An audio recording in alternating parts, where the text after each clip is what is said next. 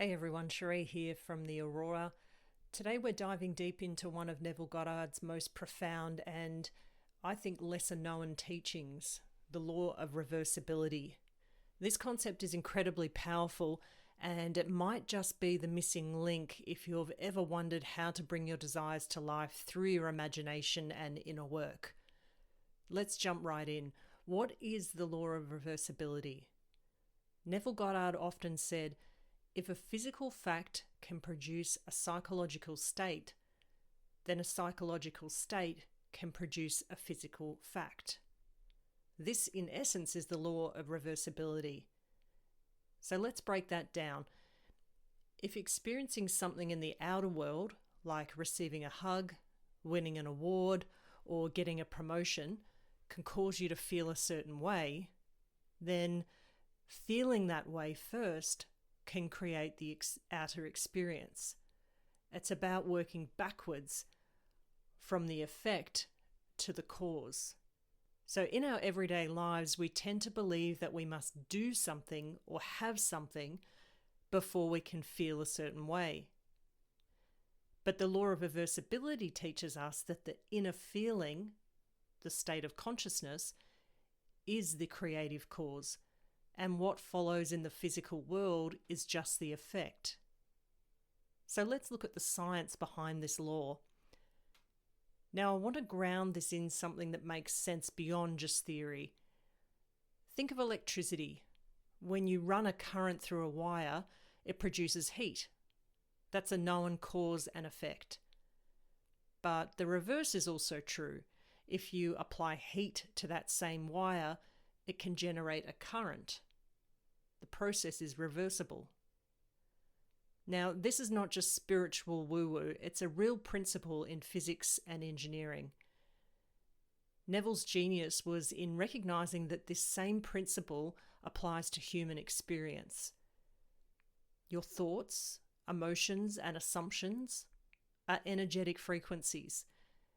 And when you deliberately generate a specific state within yourself, like joy or gratitude, confidence or love, you align with the outer conditions that naturally match those frequencies. So that's all good and well, but how do you use it? Using the law of reversibility starts with a simple but radical shift. Instead of waiting for your external world to change so that you can feel better, you begin to feel better first on purpose. So here's the process in a nutshell. Number one, I want you to identify what you want. You need to get really clear on your desire. So what is it that you want to experience? Because a lot of people really don't know what they want. Is it a loving relationship? Is it a thriving business? Financial freedom, or maybe a healthy body? And number two, ask yourself, how would I feel if I already had this?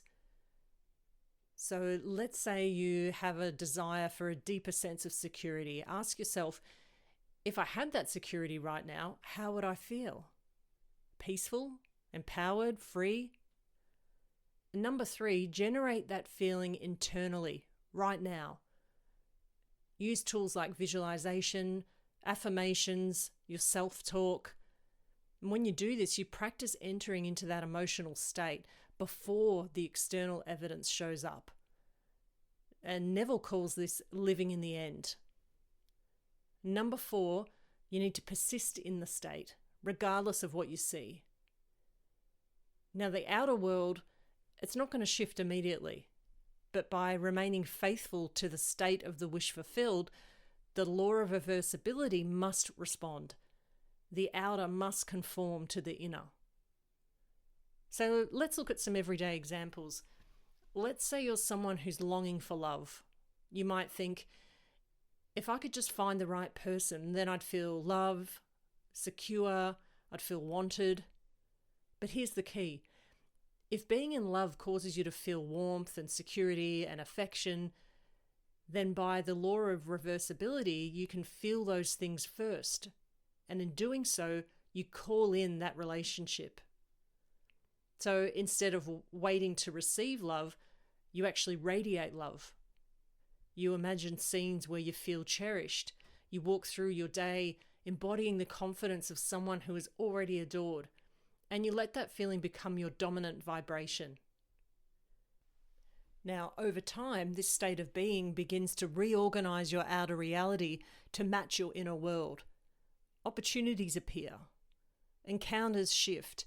People treat you differently. And why is that? Well, it's because you've changed your frequency, your emotional blueprint, and your reality, by law, must mirror it. Let's look at another common area, money. So say you're currently experiencing financial stress. Maybe you're struggling to pay bills or you're feeling stuck in lack.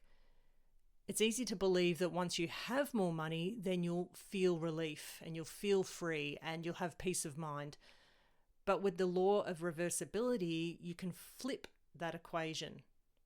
Ask yourself, if I already had financial abundance, how would I feel? Maybe you'd feel secure, empowered, grateful. You'd probably feel free to make choices without stress, like treating a friend to lunch or investing in something you love. So instead of focusing on the current lack, you begin to generate those feelings of abundance now. You might imagine opening your banking app on your phone and seeing a healthy bank balance. You might mentally rehearse paying bills with ease or walking into a store and buying what you need without worrying about the price. The more you can live from that state through imaginal acts, inner conversations, and daily embodiment, the more the outer world begins to reflect that new identity. Now, money might not show up straight away, but it will start to show up in unexpected ways. And that's the beauty of this. You might get a refund, a job offer, a new client, or even someone gifting you something that you might have bought otherwise. So this happens not because you're forcing the world to change, but because you've shifted your internal state of consciousness. And by the law of reversibility, that inner change must express itself outwardly. So Neville, he taught that all transformation begins within. He said, change your conception of yourself and you will automatically change the world in which you live. He believed we could create our lives consciously by imagining what we desire as if it were already true. And he encouraged people to fall asleep each night imagining a scene that implies the fulfillment of their desire. And you've probably heard of this abbreviated as SATS, which is state akin to sleep. Now, why does this work? Well, the subconscious mind accepts whatever it is impressed with, and it doesn't know the difference between what's real and what's imagined. And that's why feeling is the secret. It's not about just thinking positively. It's about actually embodying the emotional state that matches the life you want. And that is the law of reversibility in action. Now you may be thinking, okay, Cherie, that sounds amazing in theory, but what if I can't feel it? What if I don't believe it's possible yet? Well, that's completely normal. Our subconscious minds have been conditioned for years, even decades. In fact, it's programmed predominantly in the first 7 years of our lives. So it might take practice to shift into a new emotional state. Here's some things that I suggest. Start small. So choose something manageable, like feeling more relaxed or confident, rather than trying to leap into full-blown ecstasy over your dream home. Use imaginal scenes. So imagine simple moments like receiving a compliment, signing a new client, or laughing with someone you love. These little inner movies can help you tap into the emotional state more easily. Use your senses. So the more sensory detail you can include, sight, sound, smell, touch, the more real it becomes to the subconscious mind. And probably the most important is to repeat this often. Consistency is key. And I think this is what trips people up on their manifestation journeys. They're not consistent. And just like going to the gym to build muscles, this requires daily inner work and that will strengthen your emotional embodiment. So let me share something personal. There was a time when I really struggled with feeling abundant. I'd read all the books, I'd made vision boards, I'd repeated affirmations, but deep down I was stuck in lack. I kept thinking that if I could just earn more money, then I'd feel secure. But I read deep into Neville's teachings and I realized that I could reverse it. So I simply asked myself, how would I feel if money wasn't an issue? If I was already living in abundance? And the answer for me was I would feel free. I would feel relieved. I'd have a sense of joy and lightness. And so I began meditating on those feelings every morning. I visualized myself paying bills with ease and treating my loved ones, feeling expansive and free. And I let myself feel the warmth of the security, even when my bank account didn't reflect it yet. And slowly but surely, things began to shift. Unexpected income appeared and clients showed up. Opportunities flowed in. And this wasn't magic, it was alignment. I had done the internal work, and the inner state created the outer change. And this was the law of reversibility, just like Neville speaks about. Now, you may also think, how do you overcome day-to-day circumstances while the bridge of incidents appears? And this was something that I also struggled with. One of the biggest challenges we face when applying these laws is dealing with your current reality, especially when it feels completely at odds with the desire that you're embodying. Neville often referred to the bridge of incidents, and this is a series of seemingly natural but sometimes unexpected events that life orchestrates to bring your desire into physical form. But here's the thing. The bridge doesn't always look like what we expect. Sometimes it's really subtle. Sometimes it's chaotic. And sometimes it even feels like things are falling apart, but they're actually falling into place. So how do you stay faithful to the feeling of the wish fulfilled when the evidence around you seems to contradict it? Well, number one, refuse to react emotionally to the old story. So when your bank balance, if it looks low, when your body's still aching, or the person that you love hasn't reached out, you need to remember that this is the old consciousness playing out. It's simply yesterday's thinking. Because what you're seeing on the outside is simply a mirror of what you've got going on the inside. So reacting to it, it only reactivates the state that you're trying to leave behind.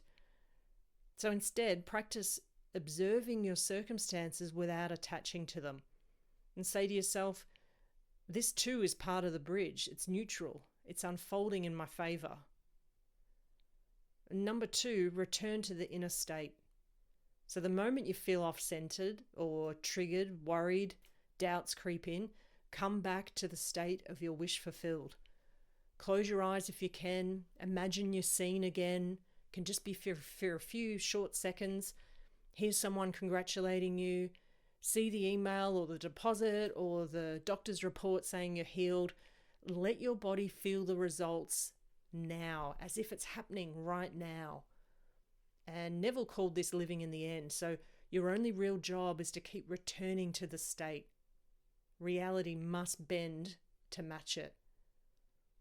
Number three, I want you to use small wins as evidence. And the bridge isn't always dramatic. And as I said before, it may be subtle and soft. Maybe you get a free coffee. Maybe you randomly hear a conversation about the very thing that you desire. Maybe your mood just seems to lift for no reason. These are all signs that you're aligning with a new timeline. So celebrate them. Acknowledge them as part of the unfolding. The more you notice, the more the bridge accelerates. And number four, I want you to affirm your identity. Speak as the version of you who already has it. Not out of desperation, but conviction. So for example, you might say, money flows to me constantly. I feel secure and supported. Or everything is unfolding perfectly. The path is already made. Or something broad like, I am chosen, I am worthy, it's already mine. You're not convincing the universe, you're reminding your subconscious of who you are now. Number 5, I want you to accept the mystery. So sometimes your logical mind, your conscious mind, it won't understand how things could possibly work out, and that's okay. The law of reversibility doesn't require you to figure it out. It asks you to feel it out, and that's the secret. Forget about the how. Neville said, "Your assumption, though false, if persisted in, will harden into fact." In other words, you need to keep the faith, even if it looks foolish, because feeling is the secret, not external facts. So the law of reversibility reminds us that we're not victims of our circumstances, but creators of our reality.